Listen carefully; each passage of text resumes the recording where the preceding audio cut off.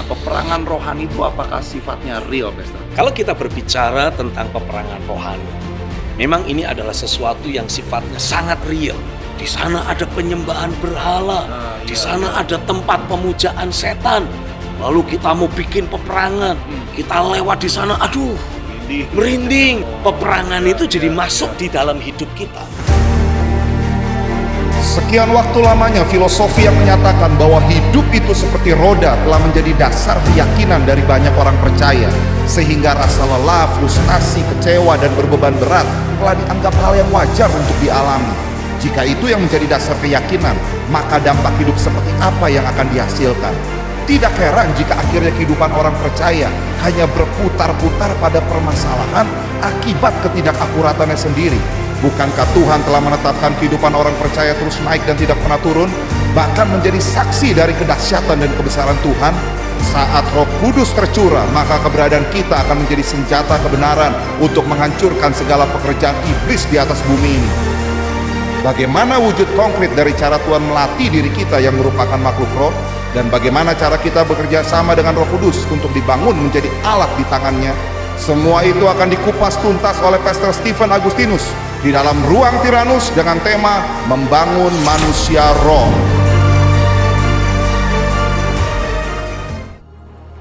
Karena memang pada prinsipnya ketika Adam jatuh dalam dosa, Adam itu menyerahkan kekuasaan kepada iblis. Secara tidak langsung begitu, Pastor? Secara langsung Adam menyerahkan kekuasaan dalam dunia ini kepada iblis.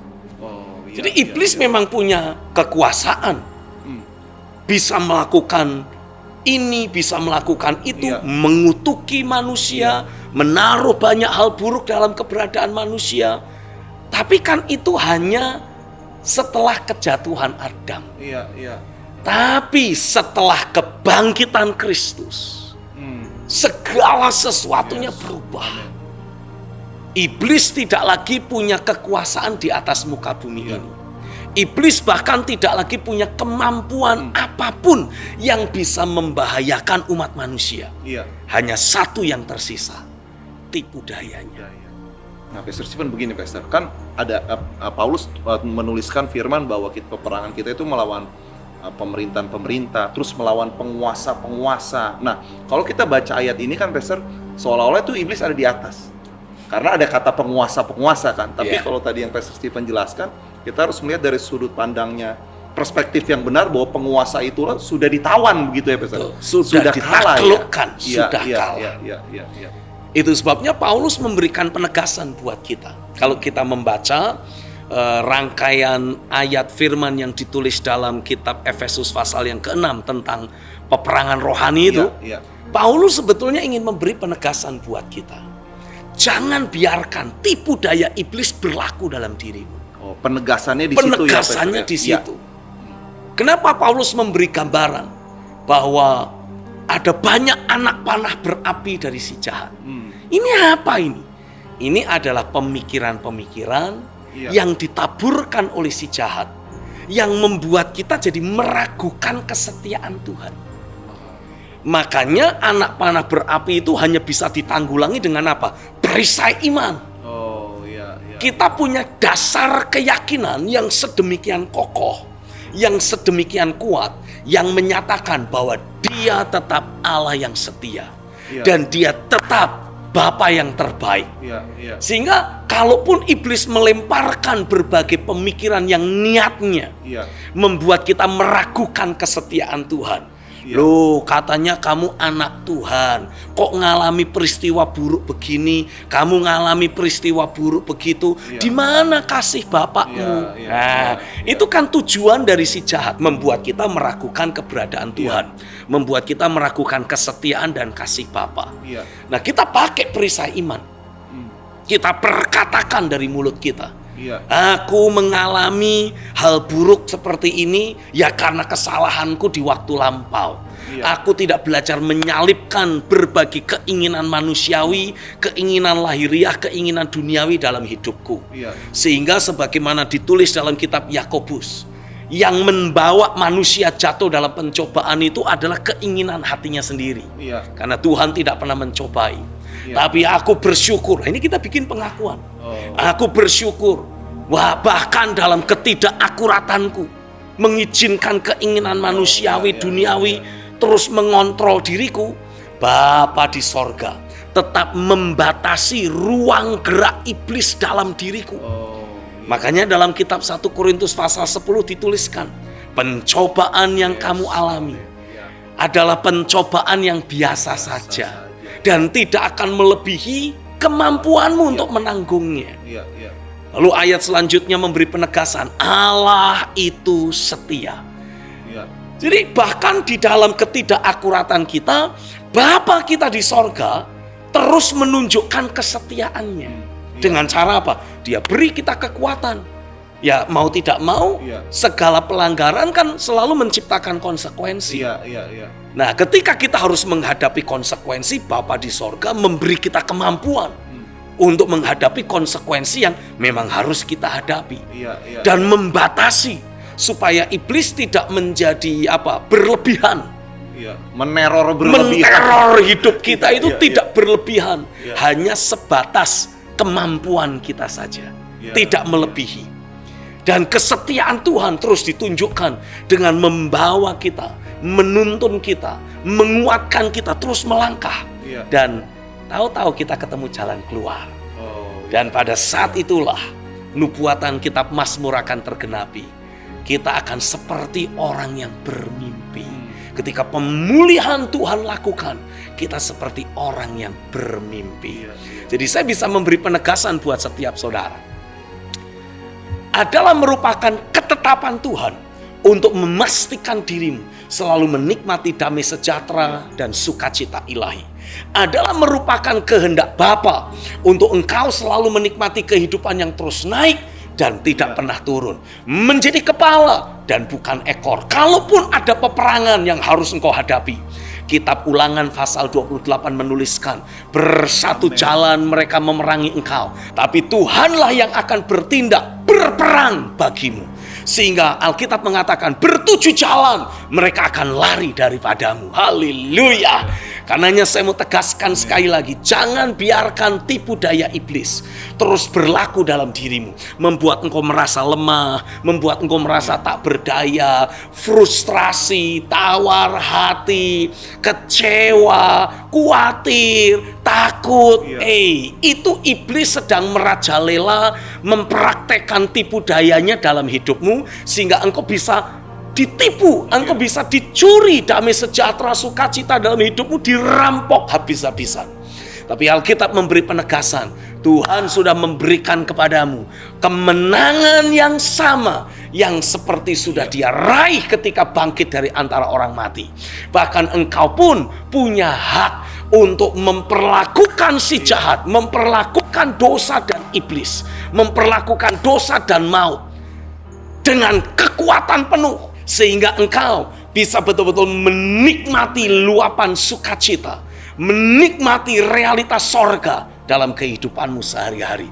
Hari ini saya berdoa, tangan kuasa Tuhan akan terus beracara, akan terus bekerja dalam dirimu, mengimpartasikan dalam hidupmu roh yang berkemenangan. Sehingga dengan roh yang berkemenangan, sama seperti Yesus sudah menang, engkau menjalani kehidupan sehari-harimu sebagai orang yang menang. Setiap tantangan yang datang dengan mudah engkau taklukkan. Setiap peperangan rohani yang iblis coba lakukan untuk menipu engkau, mencuri, membunuh, merusak apa yang Tuhan sudah bangun dalam dirimu, engkau pukul mundur semua aktivitas musuh itu. Dan engkau betul-betul menikmati dari hari ke hari. Dari setiap peristiwa situasi yang kau hadapi, engkau menjadi semakin perkasa di dalam Tuhan. Engkau jadi pribadi yang semakin kuat di dalam Tuhan. Realitas sorga dengan kuat mencengkeram hidupmu. Realita Tuhan menyertai engkau dan membuat apapun yang kau lakukan dibuat Tuhan berhasil. Haleluya. Haleluya. Pastor Stephen, ini kan kehidupan orang percaya ada yang juga sudah lama nih Pastor kan. Artinya kan sudah ada banyak input kebenaran yang mereka terima. Tapi pada faktanya tetap saja seolah-olah iblis berhasil terus meneror. Nah padahal kebenaran itu memerdekakan. Nah sebenarnya ini apa yang terjadi Pastor? kok udah terima kebenaran tetap saja terteror, terintimidasi, ditakut. Justru yang pawai iblis itu justru yang tadi menakut-nakuti, justru seperti itu. Sebenarnya bagaimana, Pastor? Kan nggak mungkin orang percaya yang sudah lama kan nggak mengetahui kebenaran kan, Pastor. Pasti ada terima. Dan mereka pun mengklaim, saya juga punya kebenaran, tapi kenapa masih mengalami kekhawatiran, takut, cemas, iblis meneror seenaknya? Apa penyebabnya, Pastor? Saya mendapati ada banyak orang menerima informasi tentang kebenaran. Bagaimana Pak? Informasi tentang kebenaran. Belum tentu kebenaran. Belum tentu apa yang mereka terima sebagai kebenaran mereka yakini dalam hidup mereka. Oh. Mungkin memang apa yang Iya, mereka iya. dengar kebenaran. Ya, Iya. kita kesampingkanlah berbagai realita yang kita hadapi. Ada banyak orang mengklaim menyampaikan kebenaran, tapi sebetulnya itu pikiran manusiawi. Itu sebetulnya hanyalah pengembangan dari apa istilahnya, disiplin ilmu secara iya, sekuler. iya. Ya kita singkirin yang itulah. Walaupun itu ada kenyataannya begitu. Pada kenyataannya Iya, banyak yang iya, seperti iya, itu, iya. ya, bukan kebenaran Tuhan yang disampaikan. Iya. Nah, tapi katakanlah kita betul-betul mendengar ada seorang hamba Tuhan menyampaikan suara Tuhan, menyampaikan kebenaran Tuhan. Iya. Jemaat yang mendengar belum tentu meyakini. Oh. Iya. Dengan saya bisa menyebut ayat-ayat Alkitab tentang iman. Dengan saya bisa mengulang khotbah pendeta tentang iman. Iya. Tidak menjadi jaminan bahwa saya sudah memiliki iman. Iya. Nah, sementara kalau kita berbicara tentang kebenaran itu akan memerdekakan kamu, ini memiliki keterkaitan yang sangat erat sekali dengan proses membangun manusia roh. Oh, iya. Di mana seharusnya setiap kebenaran yang kita terima itu mulai kita imajinasikan realisasinya dalam hidup kita. Iya. Kenapa harus kita imajinasikan? Karena permasalahannya selama sekian waktu lamanya, dunia di sekeliling kita yang selama ini dikuasai oleh si jahat telah berhasil menaburkan berbagai macam belief system, Iya. dasar keyakinan yang tersimpan di alam bawah sadar kita. Iya. Sehingga sebagai akibatnya, ketika kita menerima banyak input informasi tentang kebenaran, Iya. selama itu hanya masih ada di dalam ingatan alam kesadaran kita, Iya. maka dalam pengambilan keputusan dan respon yang Iya, kita iya, hadapi iya. setiap hari saat menghadapi sesuatu, kita mendapati yang teringat ini seringkali jadi terlupakan. Iya. Dan apa yang sudah tersimpan di alam bawah sadar kita, itulah yang mengambil alih Iya. semua pengambilan keputusan dan respon kita. Itu yang menentukan ya, Pastor. Itu yang di menentukan. alam bawah sadarnya Yang itu di ya. alam bawah Iya. sadar itu. Nah, Iya. untuk kita mengakses data ataupun informasi dasar keyakinan yang sudah terlanjur tercetak di alam bawah sadar kita tidak bisa melakukannya begitu saja. Itu sebabnya cara untuk mengakses alam bawah sadar kita itu adalah dengan mengimajinasikan. Oh. Nah, saya mendapati tidak semua orang dengan begitu saja bisa mempraktekkan apa yang saya sebut dengan mengimajinasikan janji firman. Pernahkah Gideon mendengar istilah? Setelah ada firman disampaikan, orang itu memberi sebuah ungkapan atau statement seperti ini. Wah, gak pernah kebayang. Oh, iya. Betul. Ini menunjukkan Iya. kalau apa yang dia dengar tidak pernah terbayangkan, artinya sulit untuk dia menerima, sulit untuk dia mengimajinasikan. Kenapa? Karena ada mental block di dalam alam bawah sadarnya. Iya. Tapi ketika kita dengan penuh kesadaran mengkondisikan imajinasi kita, maka kita akan mendapati tanpa sadar ini alam bawah sadar kita ini mulai dibuka. Oh. lewat imajinasi. Iya, iya. Dan mulai diperkenalkan adanya data baru. Mulai diperkenalkan adanya input yang berbeda. Iya, iya. Dan tidak ada penolakan dari alam bawah sadar kita. Iya, iya, iya. Nah, selama kita bisa memperkenalkan atau kita bisa mulai mengimajinasikan prinsip firman itu tergenapi dalam diri kita. Lalu kita mulai berkata-kata, istilah sekulernya melakukan afirmasi. Iya, iya. Kita memperkatakan kata-kata yang tujuannya meyakinkan diri kita bahwa apa yang kita imajinasikan tersebut bisa terjadi, pasti terjadi, dan sedang kita nikmati. Sudah terjadi. Begitu Sudah ya, terjadi. Iya, iya. Sedang kita nikmati. Iya, iya. Nah, ini tanpa kita sadari akan merombak, mengubahkan dasar berpikir, dasar keyakinan, alam bawah sadar yang kita miliki. Sehingga secara otomatis akan mulai mengubah semua respon, reaksi, dan pengambilan keputusan kita dalam hidup sehari-hari. Ini alasan Pastor Stephen menulis di buku Membangun Manusia Rohani, Pastor, tentang prinsip mengimajinasikan firman itu. Betul. Iya, iya. Karena saya mendapati, mau belajar Alkitab seberapa banyaknya, kalau itu tidak kita endapkan di dalam alam bawah sadar kita, Iya. semua yang kita pelajari itu hanya sebuah pengetahuan, hanya informasi, hanya wacana, yang sama sekali tidak membawa perubahan apapun dalam diri kita. Iya, iya. Saya kasih contoh. Berapa banyak dari pemirsa yang percaya bahwa kita itu butuh olahraga. Supaya sehat harus olahraga. Ayo, siapa yang percaya itu ya? Kita berkata, ya saya tahu, saya percaya. Pertanyaannya, berapa banyak dari saudara yang rajin berolahraga? Iya, iya, iya. Karena kita hanya tahu. Iya. Itu hanya tersimpan di memori kesadaran kita.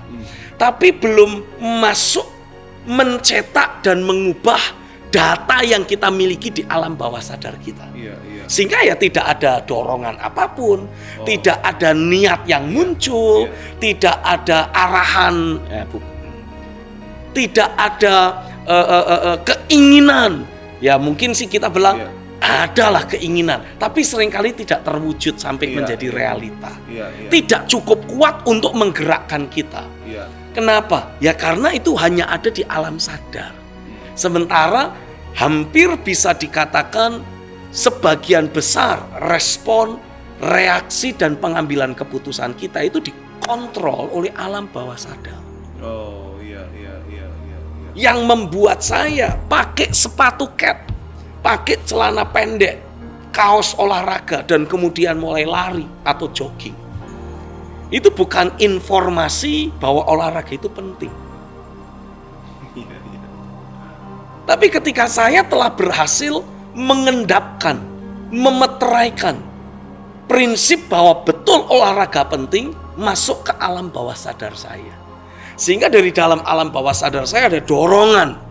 Ya, jadi Pastor Stephen udah mengimajinasikan dulu sedang berolahraga, berkeringat, kurang lebih begitu ya, Pastor? Iya. Oh, iya. Sehingga ketika keringetan tidak kemudian langsung berhenti. Aduh, udah keringetan berhenti ah. Iya. Olahraga kalau cuma sekedar sampai keringetan doang, tidak banyak manfaatnya. Iya. Karena tidak sampai membentuk otot kita, tidak sampai melatih otot kita. Iya. Sementara berolahraga itu salah satu goal utamanya adalah untuk membentuk otot kita. Sehingga massa otot kita itu bertambah. Karena kalau orang semakin bertambah usia, dia itu akan seperti kelihatan bungkuk dan jadi agak pendek malahan. Itu disebabkan karena ada apa istilahnya? Otot yang mengkerut. Jadi ototnya itu seperti mengkerut dan itu mengakibatkan ya suka tidak suka orang yang mungkin ketika masih muda, wah kelihatan tegap. Begitu sudah mulai tua jadi kelihatan bungkuk. Karena ototnya mengkerut. Padahal tidak perlu seperti itu seandainya dia rajin berolahraga. Oh, iya. Nah, Pastor Stephen, ini tadi Pastor Stephen berbicara mengenai alam bawah sadar, bahwa prinsip kebenaran itu harus masuk ke alam bawah sadar, bukan hanya sekedar informasi. Betul. Apakah benar, Pastor, bahwa ternyata itu iblis itu ya bermain, bisa mencuri Karena ini masih sekedar informasi. Iya, Kalau sudah masuk alam bawah sadar, iblis nggak tidak bisa akan mencuri. pernah bisa melakukan dan aktivitas kita apapun. tidak perlu terdistract kan Pastor dengan Tidak perlu gangguan-gangguan musuh terdistract. yang ada. Benar seperti itu Pastor. Betul, karena yang Oh, namanya iya. serangan gangguan dari si jahat itu tidak terus-menerus terjadi seumur hidup kita. Oh. Kalau kita menyadari tentang prinsip peperangan rohani, iblis yang bisa mencuri, bisa mendakwa, bisa merusak damai sejahtera dan sukacita dalam hidup kita, itu hanya sebatas kalau masih ada ketidakakuratan dalam diri kita. Oh. Atau lebih Iya. tepatnya ketika ada bagian-bagian dari alam bawah sadar kita yang mengontrol segala respon, Iya. reaksi dan pengambilan keputusan kita ini yang masih tercetak menurut pola dunia. Tapi begitu kita bisa membawa seluruh aspek hidup kita diselaraskan dengan firman, Iya. maka kita akan alami ketika iblis mencoba untuk mengganggu kita, menipu kita, dari dalam diri kita itu seperti ada daya tolak yang menyingkirkan semua aktivitas iblis. Iya. Mungkin gambarannya kurang lebih seperti ini. Ketika kita membawa kehidupan kita selaras dengan firman, Iya. kita rajin melakukan perenungan firman, kita rajin mendoakan, mendeklarasikan firman, Iya. sehingga seluruh alam bawah sadar kita dipengaruhi dan dicetak dengan kebenaran. Iya. Ini saya bisa gambarkan seperti adanya imun tubuh dalam diri kita. Iya. Iya. Nah, kita ini ketika beraktivitas, ketika berinteraksi dengan banyak orang, kita ini dikelilingi dengan jutaan, bahkan mungkin miliaran virus. Dan bakteri bahkan ya Pastor. Bakteri, Iya, iya. virus, apalah zat Iya. renik gitu. Itu semua ada di sekitar kita. Tapi toh kita tidak setiap hari sakit. Bukan begitu kita keluar, beraktivitas, pulang ke rumah jadi sakit. Enggak, kenapa? Walaupun dikelilingi miliaran virus, Iya. karena ada imun tubuh, Iya. ada sistem pertahanan dalam diri kita Iya. yang membuat kita kebal dari gangguan-gangguan itu. Lah, Iya. tapi gangguannya itu ada nggak? Ada. Tapi kita nggak merasakannya. Oh, iya. Kita tidak lagi merasa terganggu. Ibaratnya iblis mencoba menipu ya kita ya Nggak akan pernah bisa kena tipu. Iya. Coba dipancing-pancing, kita nggak akan pernah pancing. Iya. Karena pancingan itu cocoknya untuk ikan. Iya. Kita nggak akan termakan oleh tipu daya iblis. Kenapa? Karena kita hidup dalam kebenaran. Oh. Kita melangkah dalam prinsip-prinsip kebenaran. Iya. Saya kasih contoh. Kenapa pada hari-hari seperti sekarang Iya. kita mendapati kasus-kasus penipuan itu semakin marak dan tambah variatifnya. Iya. Tambah canggih variasinya. Seringkali disebabkan karena yang namanya keserakahan dalam diri manusia itu belum terkikis sepenuhnya. Oh. Manusia itu cenderung pengennya apa? Dapat duit banyak dengan cara gampang. Kalau perlu malah nggak perlu berusaha tapi dapat duit banyak. Iya. Nah, makanya keluarlah berbagai macam tipu daya dari orang-orang jahat, orang-orang fasik yang ingin memanfaatkan keserakahan dalam hidup kita. Oh, iya. Selamat, Anda mendapatkan undian berhadiah. Iya. Tapi Anda harus menghubungi nomor ini untuk mendapatkan hadiah Anda. Nah, sementara begitu dihubungi, udah dimainin di situ. Jadi dikasih umpan, disambut ya. Disambut. Iya. Tapi kalau kita berjalan dalam kebenaran Iya. dan prinsip tentang kehidupan finansial dalam diri kita sudah diselaraskan dengan firman, kita tidak akan gampang termakan oleh tipu daya begitu. Iya. Karena kita mendapati, prinsip firman mengatakan, kalau kamu tidak bekerja, ya tidak berhak untuk makan. Iya. Firman Tuhan juga mengatakan, orang yang ingin cepat kaya akan terjatuh dalam berbagai pencobaan. Iya. Firman Tuhan juga mengajarkan, Bapak menyediakan porsi berkat buat kita. Iya. Nah, biasanya ini kalau tipuan-tipuan tentang keuangan kan selalu kan, wah, waktunya harus segera. Kalau dalam 5 menit kamu tidak bertindak, tidak ambil keputusan, hilang. Disuruh ke ATM. Disuruh ke ATM. Pokoknya dikondisikan supaya orangnya jadi gugup, orangnya jadi terburu-buru. Padahal jelas firman Tuhan mengajarkan, kalau porsimu ya tetap kembali kepadamu. Kalau bukan porsimu ya ndak akan kau nikmati. Nah, jadi apa yang kemudian terjadi? Kalau kita praktekkan prinsip firman itu, kita ngomong, ya tunggu dulu, saya mikir dulu. Wah, nggak bisa begini begitu. Bilang aja you mau bohong. Logikanya masih jalan ya, logikanya masih jalan. Karena orang kehilangan logika, kemampuan berpikir sehatnya jadi hilang.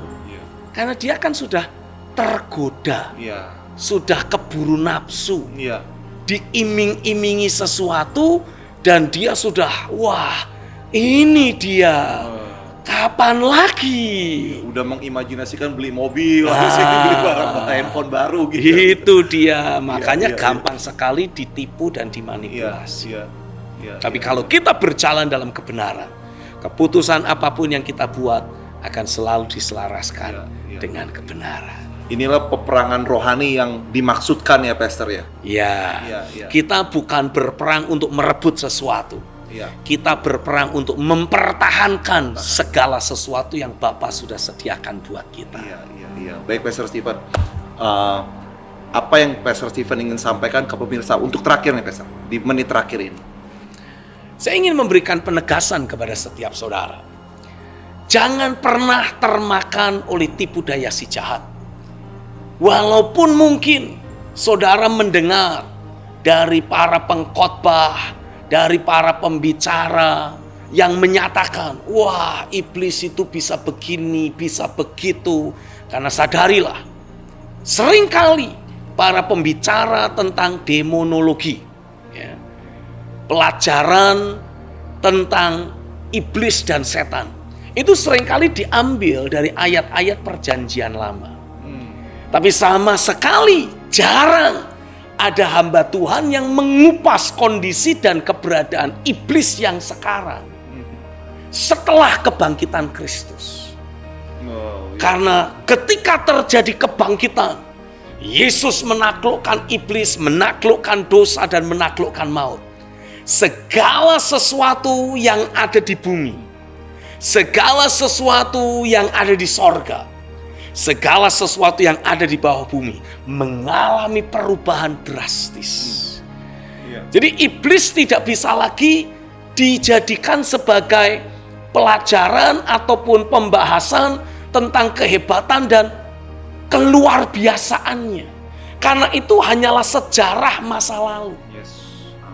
Kalau saudara ceritakan tentang keberadaan iblis yang sekarang, bacalah apa yang ditulis oleh Paulus tentang keberadaan pemerintah-pemerintah dan penguasa-penguasa itu dalam kitab Kolose pasal yang kedua. Hanya dijadikan sebagai tontonan umum yang sudah ditaklukkan, sudah dikalahkan, dijadikan bahan olok-olok dan ecek-ecekan. Karena memang sudah dikalahkan. Dan kita sebagai orang percaya, kita sebagai gereja Tuhan diberi hak, diberi kesempatan untuk kita memperlakukan si iblis itu. Memperlakukan dosa dan maut sesuka kita. Karena itu saya berdoa, ialah engkau betul-betul dibawa untuk bertemu dengan kuasa kebenaran. Dan biarlah kebenaran itu memerdekakan engkau dari segala ketakutan. Ketakutan akan sakit penyakit, ketakutan akan kematian, ketakutan akan berbagai kutuk yang bisa datang dalam hidup kita. Karena Alkitab jelas memberi penegasan, kutuk yang dilepaskan secara langsung pun tidak akan pernah mengenai engkau kalau tidak ada alasan. Selama kita berjalan dalam kebenaran, darah Yesus menudungi kita. Tapi kalaupun ada kekeliruan, ada pelanggaran yang kita lakukan, kita hanya perlu datang kepada Tuhan dan berkata, Tuhan ampuni aku. Dan dengan kita bertobat, semua celah yang bisa dimanfaatkan oleh si iblis untuk mencuri, membunuh, membinasakan akan kembali tertutup, dikunci oleh Tuhan, dan iblis tidak lagi punya keterkaitan apapun dengan dirimu. Hari ini sebagai hamba Tuhan, aku deklarasikan demi nama Yesus, tidak ada lagi keterhubungan antara dirimu dengan iblis. Aku putuskan segala keterhubungan yang selama ini engkau miliki dengan dosa ataupun dengan maut, dengan iblis sendiri. Diputuskan di dalam nama Yesus. Keterhubunganmu dengan kutukan nenek moyang juga dihancurkan sama sekali di dalam nama Yesus. Dan sekarang engkau dibawa oleh Tuhan untuk menikmati kehidupan yang baru. Aku lepaskan realitas sorga di atas muka bumi ini untuk termanifestasi dalam kehidupanmu sehari-hari. Nikmatilah realitas sorga dalam kehidupan sehari-harimu dari sekarang sampai Tuhan datang yang kedua kali. Terjadilah di dalam nama Yesus. Katakan amin sama-sama. Amin. Haleluya, haleluya. Baik, Pastor Steven, terima kasih buat waktunya, Pastor. Nanti di next episode, Pastor, kita akan bahas mengenai kutuk keturunan. Haleluya. Terima kasih buat kehadirannya di Ruang Kirana. Tuhan memberkati, and I love you. See you next time. Mwah.